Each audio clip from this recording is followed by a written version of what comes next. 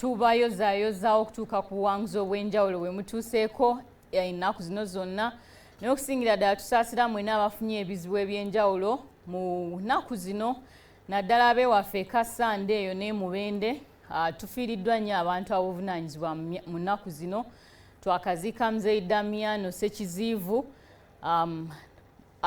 era akulembera eyazimba Hotel Nakayima ewaffe Mubende wali kitalo nnyo mikwano gyange Deo Frank n'abalala Steven kibi nnyo ekyokufiibwako taata ate era mu ngeri y'emu ne tufiirwako munnamawulire waffe omulungi ennyo omukuukunavu abadde agatta abantu bangi Magembe Sabbiiti kitalo nnyo naye twakamuziika e Masaka Mukama Katonda agira abagumya wamu ne bannaffe abalala bonna abafunye obuzibu obw'enjawulo twongera okubasaasira ennyo.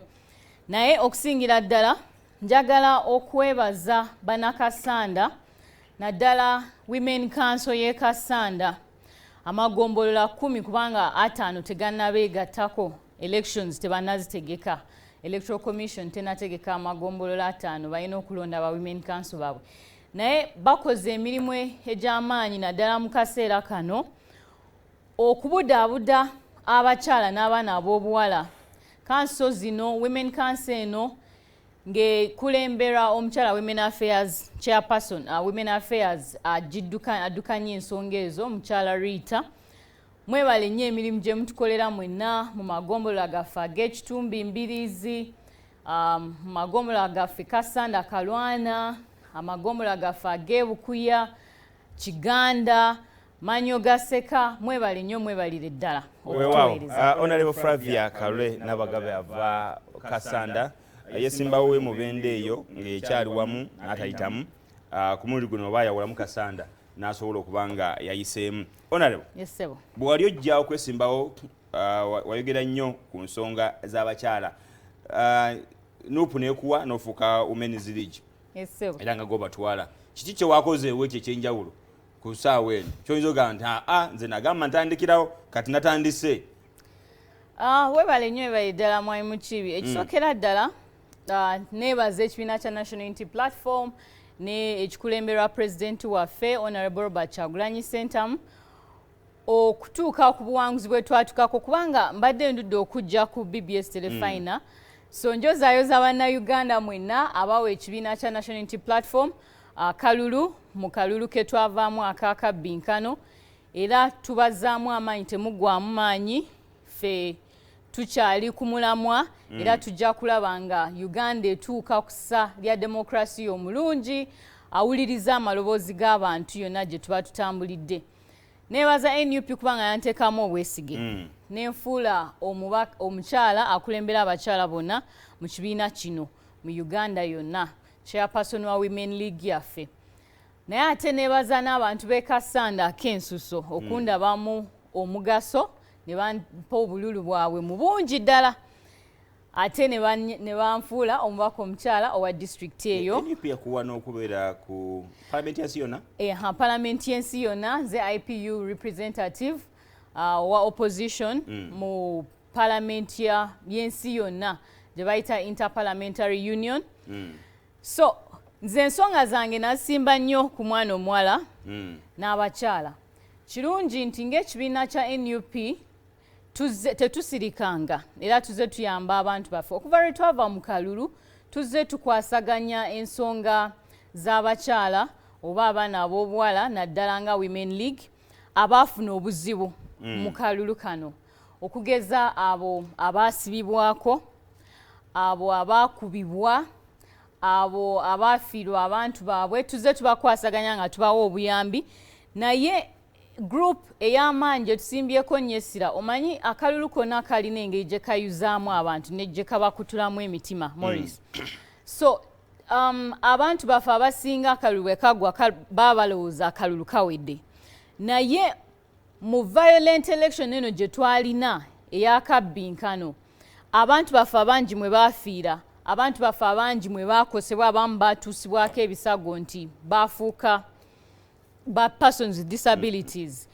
Either emikono gyatemebwa oba amagulu oba yakubibwa nnyo kati nali njogerako n'abakyala abamu abafuna obuzibu ennyo mu NUP nga batugamba ebintu ebimu bye baakola okusurvivinga akalulu ako ne bye baatuusibwako omuli okukwatibwa oluusi okulekebwa ku kkubo tear gas omanyi kyekitegeeza okuddukira mu masasi live and all that. Katono nnyo olina ab'otuuse ewali sensitive.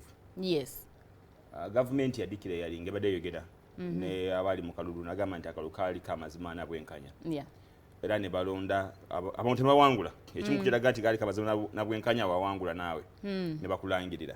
Naye bw'onnyonnyola nti abantu abamu baatuusibwako obulabe n'ekyokukwata nti babakwata.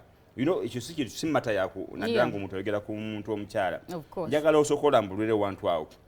Kuba tuyinza okuba kitwogera nga si bulimba oba nga bulimba. Omanyi tulina so many undocumented stories ez'abantu baffe abali mu kalulu. Naddala ez'abakyala nnyingi nnyo zisirise era yekaweefube gwe tuliko nga NUP okulaba nga abakyala bano basobola okubabuulira stories zaabwe era stories zaabwe zivaayo ne ziwulirwa eggwanga oba ensi yonna. In fact we are compiling a lot of human rights violation report ezaatuukibwako ku bantu baffe mu kalulu. Okugamba nti abamu bawangula nga nze ng'abalala tebawangudde tekitegeeza nti demokrasiya wakimemmete era ali bulungi. No, kubanga nange mu kuwangula kange nina bye nayitamu ebyansoomooza naye tomanya nti nakola nnyo ne ttiimu zange okubisomoka tulabe nga tutuuka ku buwanguzi. Njagala tutuuke wali ddala ebikolwa ebyo byaliyo cause kati ye time gye tulina omujjanyiza okuwaayo nagamba nti this happened mu kalulu. Exactly, and I'm giving you a recount of the things that happen.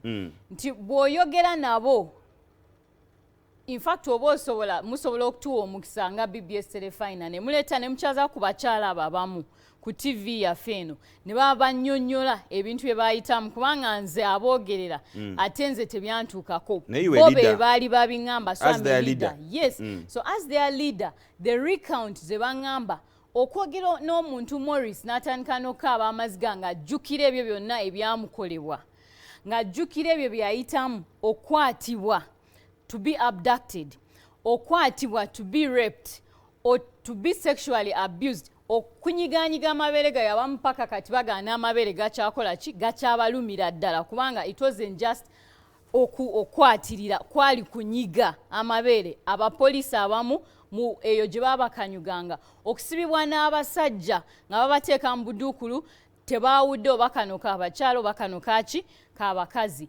Okulaba nga omuntu atuuka ku ssa ery'okwagala okwekwanira omupoliisi asobola okufuluma mu kkomera kubanga amanyi nti bumukeeredde talina kyakkola.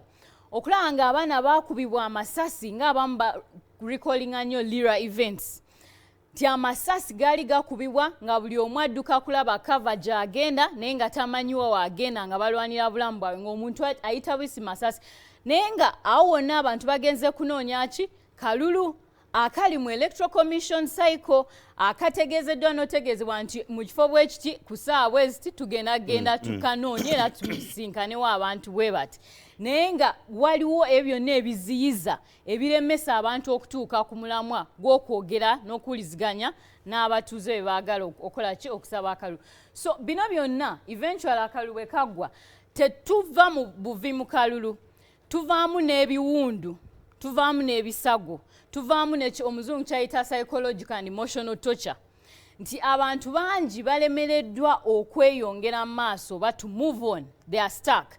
Olw'ebyo bye baalaba, olw'ebyo bye baawulira, olw'ebyo ebyabatuukako n'ebyo ebyabakolebwako nga tebamanyi ngeri gye basobola kufuna. So kati ng'ekibiina kya NUP Women League ekyamaanyi kye tugezaako bakolera kuba connectinga ku bitongole ebyenjawulo ebisobola okutuwa counseling and guidance but also medical check-ups. Tulabe nga abawala abo kubanga nze nvunaanyizibwa ku bakyala naye nga n'abasajja gye bali nabo tubayamba ng'ekibiina kyaki kya NUP. Tulabe nga balina kye batuukibwako ekisookera ddala bongera okwogera ku ebyo ebyabatuukako because in healing we believe osooka kwogera. Opening up is the first process of healing.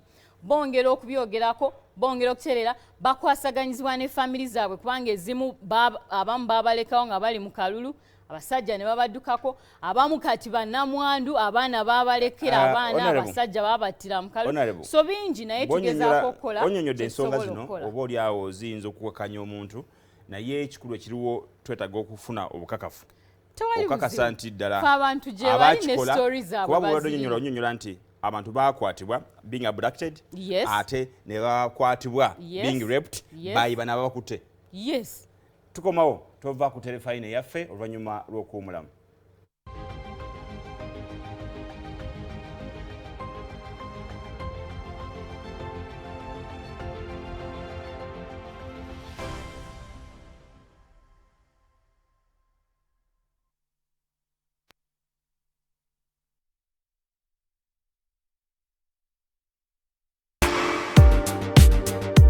Ejiriko kiwagiddwa ne Camel Beauty Soap akoleddwa okuva mu mata g'engamiya ajjamu embalabe olususu olumyukiridde binnamakula enkofu ezireetebwa embalabe ate nga agonza olususu lwo n'akuggyako ne mugaba ne Camel Beauty Bar Soap kati akoleddwa mu birungo 3 muzzukulu wange Nassuuna agenda kufumbirwa leero bwe tumuwaayo nga nkozesa Airtel K2 nsasule betugjeeko ebintu era nkakase nti abagenyi abayite balina endagiriro entuufu okujja awaka nga mpita ku mutimbagano wabula neebaza tekinologiya omukolo gubadde munyuvu nga tujaguza ebyobuwangwa bwaffe kaakano tulindiridde mukolo gwa mpeta wangalira ku mukutu gwo gwa Airtel K2 noti 7 noti 8 K2 ejjudde